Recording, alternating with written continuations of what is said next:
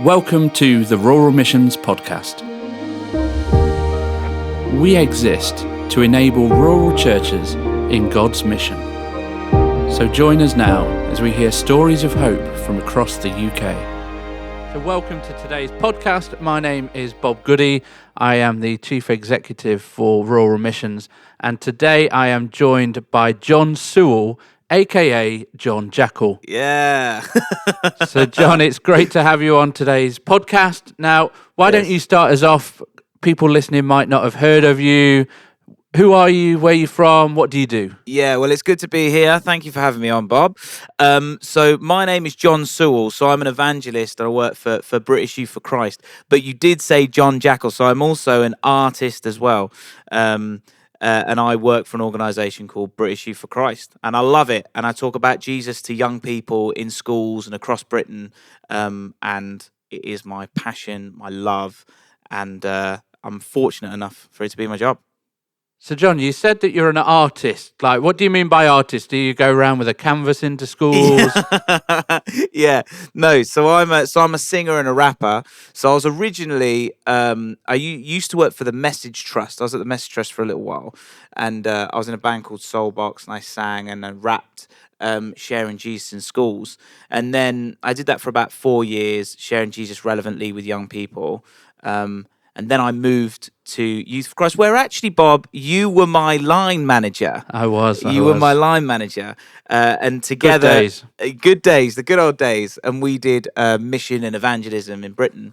And then recently, probably in the last year, I just felt like God's really called me back to sharing music with young people and really sharing Jesus through music, because I went through a really weird phase. Sorry, you're going straight into it. Is this okay, Bob? No, you go for it. You go for it, Jon. You've got something on your heart. We want to hear it. I went through a really weird phase so I left the Message Trust and I was at Youth for Christ, and I knew that I was supposed to evangelize to young people. That was always on my heart, but I also knew I was supposed to do music. So I tried to kind of do pop music and think about, what is Jon Jackal? Who am I? How do I share Jesus well? And then, to be honest with you, we did some research at Youth for Christ, but also I just started seeing young people again. And I started talking to them, and I was like, you know what? Music is such an incredible way to communicate to them. And when I was going as Jon Sewell, they didn't respond as well to me as when I said I was Jon Jackal and I was a singer. So if I said, I'm Jon Sewell, the evangelist from Youth for Christ, they'd go, he's a weirdo. But if I go, I'm Jon Jackal, the artist, they respond better, and it gives me ways to communicate to young people better, and they just receive me better that way. So that was really deep. Sorry, Bob, I went really deep really quickly. Yeah, most people, when you say, what do you do for a living, don't tend to go into full answers such as that. Yeah. But I think that's an interesting point, though, is young people are everywhere. Yeah. They have a real desire for community and connection. And just because we, as Rural Missions, are primarily focused, and our real thing is, how do we enable rural churches in God's mission? Yeah. Young people listen to music in rural areas and urban areas. So have you had much dealing across the board? Do you see there might be any difference across the two? Yeah, well, in terms of style of music for engagement, definitely. So I find, obviously, pop music is the most consumed music by everyone, in particular young people. Second to that is hip hop. They all love that. It's kind of when I went to, so I've done music all over the place. Kind of when you go to Scotland, weirdly, is more kind of rock music and stuff like that. Same with kind of Wales. In England, they love the hip hop stuff.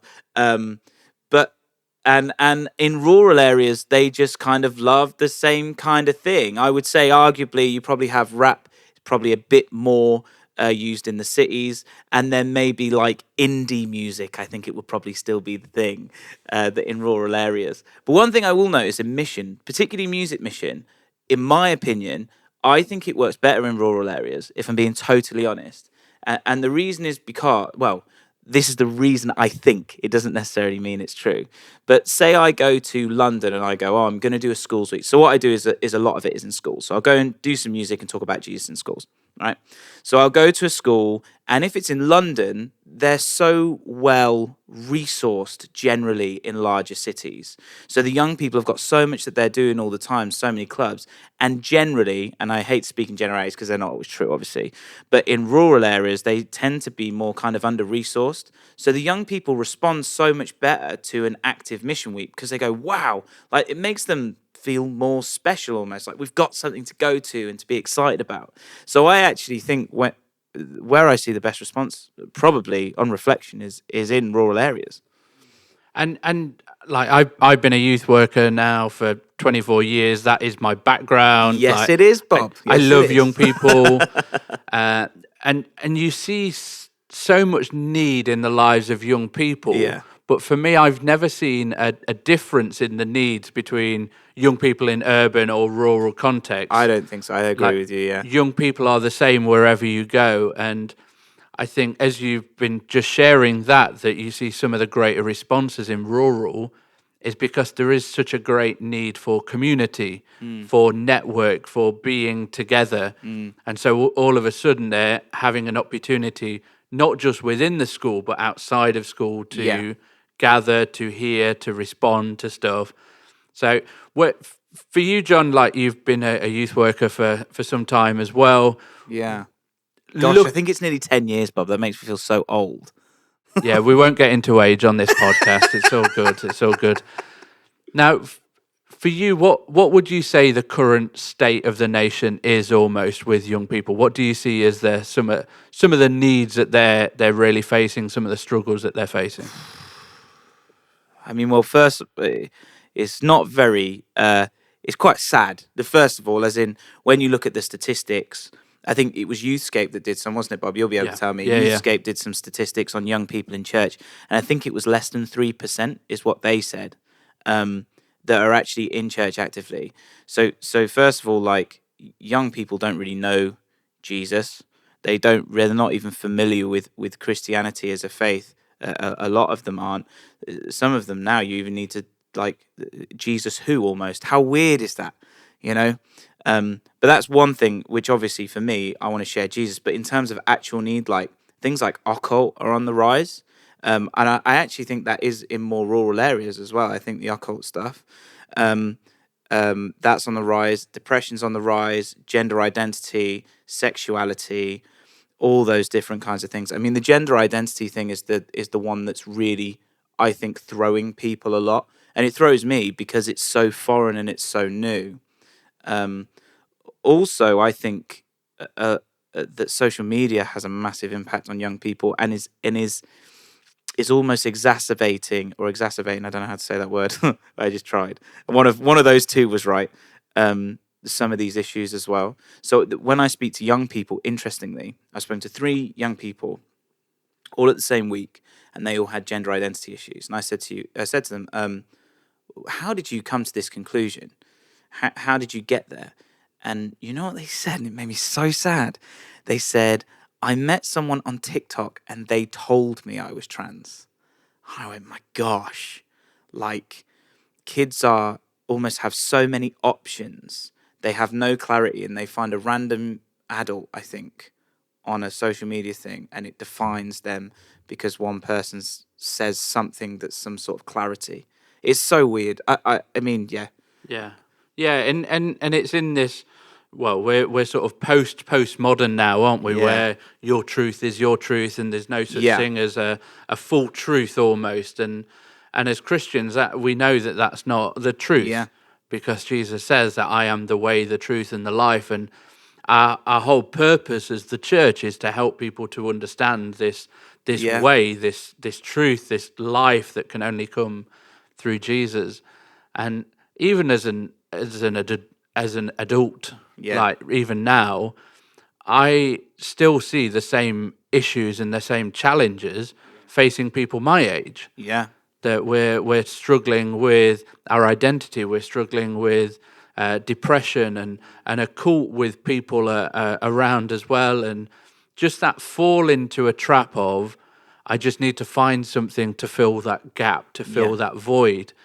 And I know the government produced a report many years ago as to what young people are looking for, and they produced the Children Matter Act, and Yeah. they said you need to be safe, be healthy, and be valued, and words to that effect. And I think I want that as an adult, never Yeah, mind of for course. a 6-year-old.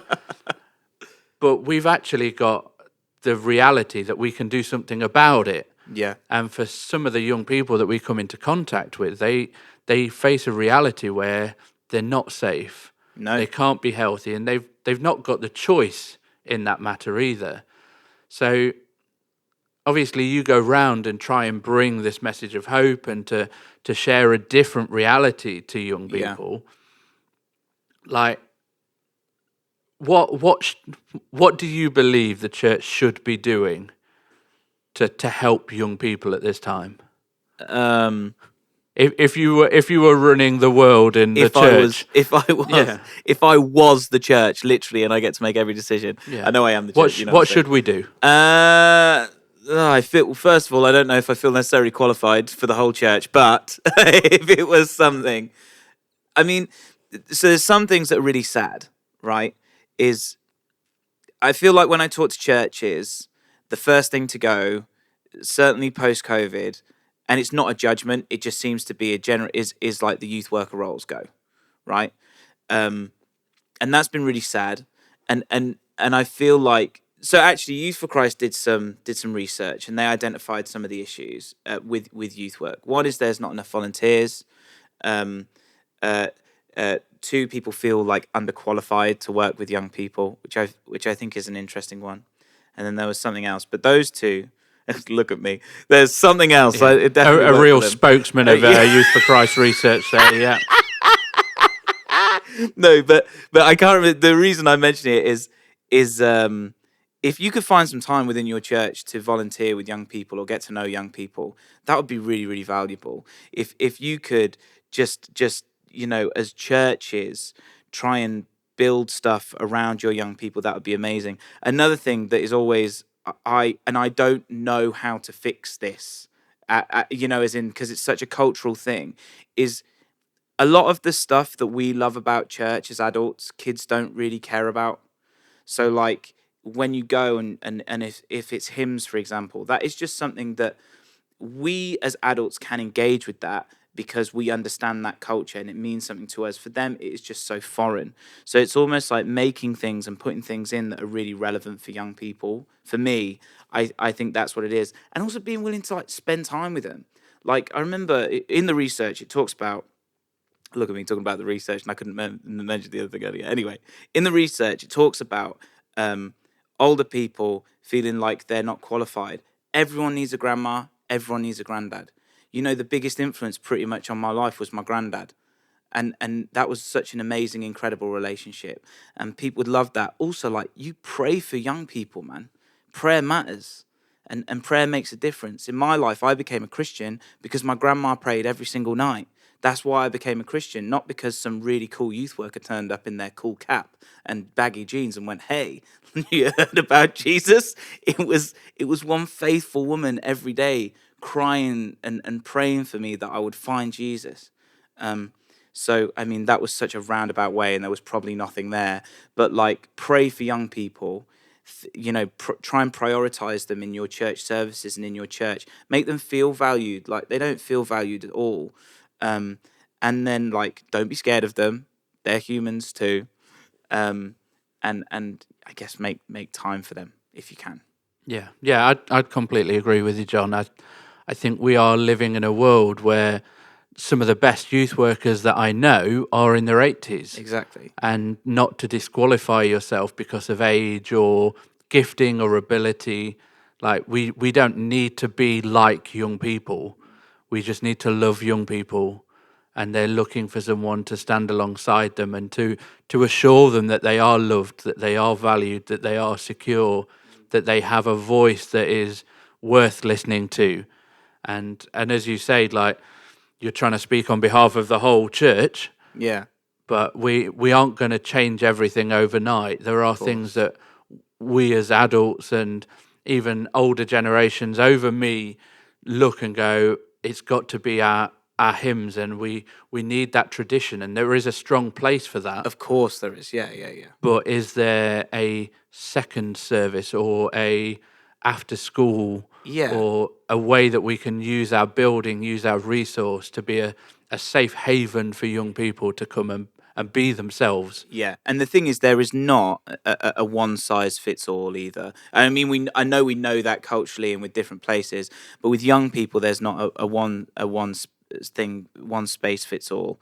But it, I feel like, and this might be because I work in youth ministry. Granted, I feel like sometimes the young people are overlooked, and that might be, I'm not saying it's the reason, but that might be part of the reason why young people are leaving the church in their droves, is because I wonder how much we kind of prioritize and think about them, which I know sounds really deep, but and I'm probably wrong, but for me as a youth worker, that's what sometimes I feel.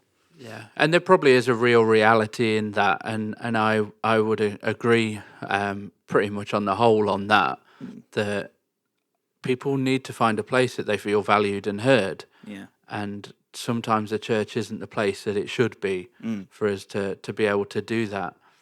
Now, a lot of the churches that might be listening to this podcast, they've got young people around. Yeah. They've got a village and a community that might only be a couple of hundred strong, but they've got half a dozen young people. And when you look at youth ministry, you often hear the stories of this big urban church, like they've got 12 young people in their youth group, and that's the be all and end all. And oh, that one's got 30 young people. And then I look at the statistics and I go, well, they've got 30 young people, but there's 100,000 young Yeah, people exactly. that live locally Yeah. that they're able to connect in with. And sometimes we forget the rural churches that might have 100 people and half a dozen. And so for them to have a youth group where one or two come is a substantial moment. Yeah. And so I want to encourage those churches that are listening that have one or two, that you are doing an incredible job, because young people will vote with their feet. If they don't like what's going on, they won't be there. So well done on being faithful with those. And also it's about depth of relationship. So like you could have a youth group of 100, but if I'm one person, I don't think I could have the depth of relationship the way that is required for strong discipleship. I mean, there's a reason that Jesus had 12 people that he really loved. I had a youth group, and if you are a church leader and you're like, or a youth worker and you're like, oh, I've only got like 10. I had 12 young people in my youth group for 4 years, and it never grew. Right? We did other stuff, but it was powerful and it was meaningful because we had deep relationship. Those 12 boys, I worked with them pretty much every single day for 3 years. That's the reason the youth group didn't grow, is because it didn't have capacity for it to grow. But the depth of relationship that we had there, and how Jesus transformed their lives, was beautiful and amazing. So as a churches, I think sometimes we do ourselves a disservice, don't we? Maybe what you're talking about, we go, oh, well, that church is a mega church. That one's got 100 or 1,000. But that doesn't mean that the discipleship is going well. It doesn't necessarily mean that. It can be an indicator of that, sure. But and that's what is amazing about young people as well. Sorry, like we all do, like you're saying with adults, we all just need that relationship.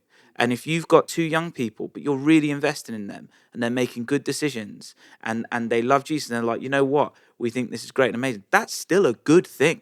That's amazing. That's why Jesus had 12. And tell you what, another thing. You go for it, John. You go. Is sometimes even some of them betrayed him. Do you know what I mean? And sometimes I think even with young people, they get to that age and then they go off and do their own thing and we can feel disheartened, right? Because that happened with me, even with my guys. My 12 young people, they ended up like calling me for everything and whatever and leaving. But that's just part of the discipleship journey. And I think that's seen more in young people and the rebellious thing, So if they leave, don't be disheartened. Just keep going and faithfully serving, right? Yeah, and there is something good about that investment. You've got to be able to invest in people, and so in my spare time when I'm not leading rural missions, I'm a church leader, so I'm Yeah. part of a leadership team in Kirkby and Ashfield. And the reason that we've created this small team around our senior leaders is because we want to release our senior leaders to invest in the leaders of our church. Yeah. So those that are leading our life groups, our small groups, Yeah. those that are leading parts of the ministry, because we have grown in recent times. We're pretty much doubled in size since I Amazing. joined. And like we have seen God doing some incredible stuff. But I look around the church, and even as one of the leaders at the church, I couldn't tell you who everyone is, and I know that, but Yeah. I'm called to invest in the whole, but Yeah. actually you're going to have a much more significant investment in a few, and Mm. so there are those that I'm mentoring and supporting and coming Yeah. alongside that you spend the time, you take those moments with them, and I'm a volunteer youth worker at our church, and like to be able to spend time with young people, to invest in them, and to see them starting to come through and flourish, because I don't want to lead it forever. Yeah. And they are today's leaders, they're not tomorrow's. Yeah. Like young people are very capable of doing stuff now, Yeah. and so are children. It's just about us as the church releasing them to do what they're called into. So John, I wonder if imagine you are talking to a church in a rural area. Yeah. They're looking to start some youth ministry or to start doing something with young people. They've never really done anything, but they've got this heart. They've heard the podcast. They've got this burden now. Like God's spoken to them and gone, what could you do? Yeah. What one thing might you encourage them to start processing or doing that might be a good starter if you've not really done youth ministry as a church before? Gosh, goodness me. I thought I'd save you a big question as we start to come towards the We end just, of our podcast. Just for John. the record, he did say the questions beforehand, and that wasn't on there. So if this is a bad answer and you're listening, that's why. I'd say it would probably have to start with like an assessment, some sort of assessment on where can you engage young people currently. Where are kind of the opportunities? What's it called? The SWOT analysis. I love a SWOT analysis. You know, strengths, weakness, opportunities, and threats. there you go. That's I think I'd go through a bit of a SWOT analysis, and also on the, you know, if you want to engage young people or work with young people, who have you got in your team? Who are your team? And then what talents have you got, and how do you want to hang out with them? And if you've got young people, you know what I always love doing. So I'll tell you what I did. Right? Yeah, Is that okay? Yeah. So I would, first of all, I would assess, but I always find kids love being fed, right? And you know what? In the nation now, young people, it's really, really sad. A lot of young people just aren't being fed, and that is also true in urban areas, in rural areas. Goodness me, it's not just like deprived areas. That's everywhere.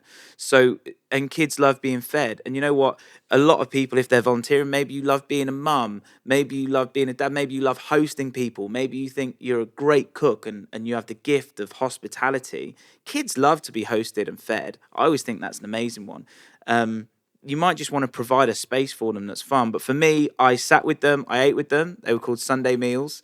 And what we did was we didn't even do a lot of Jesus talk. We just sat and made relationship. And then eventually we introduced them to prayer. And we went round and said one high, one low of the week and pray about it.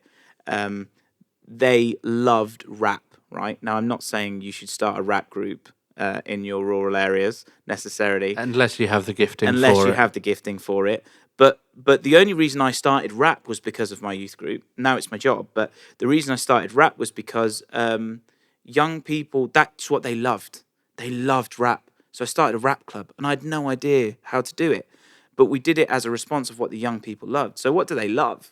That's something that's a really cool thing to figure out, is what do your young people love, and then how can you facilitate that, or in a space. I mean, kids love anime now. We used to have like a manga night. They used to come and bring their manga. I don't know anything about anime or manga. I had to Google it. In fact, I went home and watched hours and hours of anime. Being John's line manager for the last 4 years, I can attest to the fact that he's now watched a lot of it. Yeah, but the reason I did that was out of response of wanting to know about my young people. That's why I did it. I love it now; it's amazing. And I watch it for myself, not just the young people. But I wanted to see what they were interested in, so that we could figure it out. So that's what I did, and then we had like a youth group once a week. And then also I just met with them one-to-one. I mean, something that's really good and that I can tell you is definitely true. Kids want to be listened to. They're not really listened to. Like, the reason we did Sunday meals was because no one sits around the table and eats anymore. Where's that sense of family and community? And that's why we did that. Again, I feel like all of these answers I'm giving you lots of things, but they're thoughts. No, that's great, John. And Thanks, mate. and yeah, brilliant ideas. And just to say, like, try to understand where young people are, what they're into, but don't feel like you need to change yourself. Like John, I'm sure you had a bit of a penchant for doing hip hop anyway, and so it came a bit more natural to you. But if you're listening and your young people are into hip hop, don't feel you need to become a hip hop star to be able to connect with them. There are resources, and you can check out Youth for Christ. They've got some hip hop resources called Underground. Oh yeah, I run that. That's John's my part thing. of. But if you've been listening and you've heard that, and like you think, oh yeah, maybe taking a bit of a stock, taking an assessment, like exploring where our young people are, what are the needs in our community, and where our church is at. Like I will say, and John isn't aware of this, but rural missions, one of our key ways that we help churches and enable churches in God's mission is through our tailor-made consultation days. Wow, so if I plugged you really well there, you mate. did, I didn't even mean it. so if you think we'd love to do a bit of an assessment, figure out where's our skills, where are our giftings, and how can we now start to engage our community, feel free to get in touch with us. We'd love to be able to engage with you on that.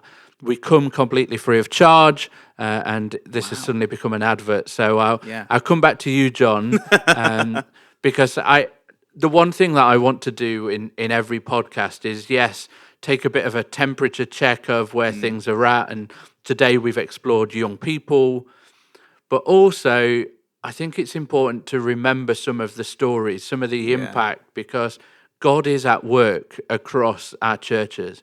God is at work across the United Kingdom, within which Rural Mission sits, but he's at work across our globe as well. And so we need to hold on to those good news stories, those stories of hope where God has intervened, and he does it every day, but sometimes it's reminding ourselves of those things. So before we end, John, and I have prepped you for this question, do you have a story of hope about young people that you could share with us? Yeah, I mean, when I walked in, I said to you, Bob, I was reminded of a story when I came in. This was a few years ago. I'm going to do two just because I'm greedy. So I'll do this one and then another one. Yeah, that's fine, John. You go for it. The first one was when I was in Soulbox, we used to go into schools, and there was this song we used to do called The Real Thing, which is a remix of a worldwide Mesh Tribe song called You've Got the Real Thing. Now, depending on the demographic of the people listening, they will know that song. Anyway, we used to do a remix of it. And we had a group of about... How many young people were there, Bob? Was there it was a whole school, right? Yeah, it was sizable. Like it was a rural... It was actually rural. It was an urban rural school, so it was out in the sticks and covered multiple areas, but it was sizable as secondary schools go. So I think I maybe would say 600 kids in the room. Yeah, fair? probably. Okay, yeah. 600 it was a full kids hall. in the room. And this girl came up to me beforehand. So what happens was we were going to do a concert at the end of the week, but this was a mini concert in like the lunch hall or something. So this girl came to me before, this young Muslim girl. She had this black eye. And I, from what I remember, it was really swollen, actually. And I remember looking at her and go, wow, that's really nasty. And she came up and said, oh, it was something about tickets. So I said, well, why don't you come to me at the end of the gig and I'll give you a ticket or something like that, because you get tickets. Basically, I'll be honest with you, no one pays for the tickets. But if you say you've got tickets, then the kids come because they're like, I've got a ticket. It's really cool. And just to say, that is a good thing for events. If you put a ticket price on, it gives value. It helps people think, 100%. oh, this is worth going. So when they get a free one, they're like, I've definitely got to go to this now. Yeah, 100. It just always works. Yeah. But yeah, so she came up anyway, and she said, "Come back later." And then we went on the stage. We performed this song. Everyone got real hot and sweaty, jumping around. Whee! And then we came up the stage. I grabbed this ticket, and this other girl, I didn't recognize her, but another Muslim girl came up to me and said, "Oh, can I have that ticket?" And I'm like, "Hang on. Are you the same girl?" And she's like, "Yeah. When you were singing, what did she say?" She said, "When you were singing, I just felt really happy and my eye got healed."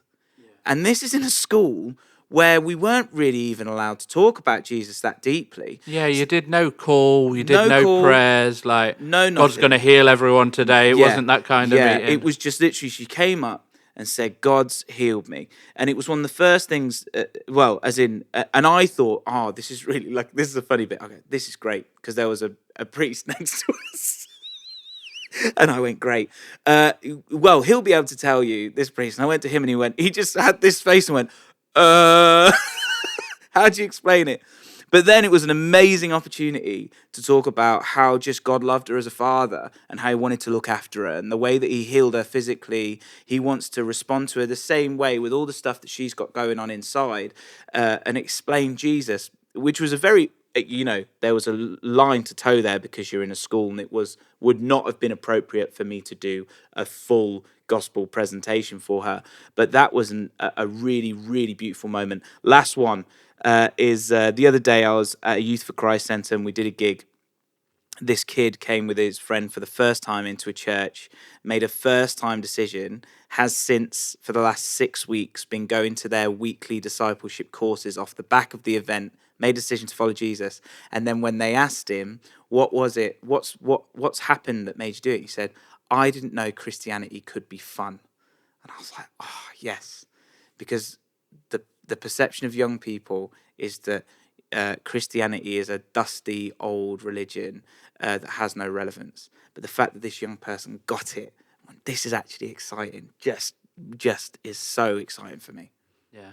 And I think that's a good reminder for each of us that we are living in the light of the good news. Yeah. That we have salvation, that we are in a renewed relationship with a God, our Father, who loves us and has the best for us. And that sometimes when we walk around our communities, when we are seeking to engage, it might be worth telling our face at times as well, or having our lives reflect that, because for a lot of people in our communities, and especially in our village communities where there's only a handful of you, are our lives reflecting what we are sharing about? Are we sharing about the joy and the life and the relationship and the restoration that Jesus brings? And so lots of food for thought, lots of things to mull over, inspiring stories, challenging thoughts around how we engage. But I think for me, the crux of it is young people are looking for people to be with them, to be for them, and they're looking for that place to be themselves, to be valued and heard. So, Jon, thank you so much for joining us. It's been a pleasure. Thank you all for listening. Hopefully that has inspired you, challenged you. If there's anything we can do to support you, then do get in touch. But for now, thank you so much and God bless. To find out how we can support your church, head to ruralmissions.org.uk.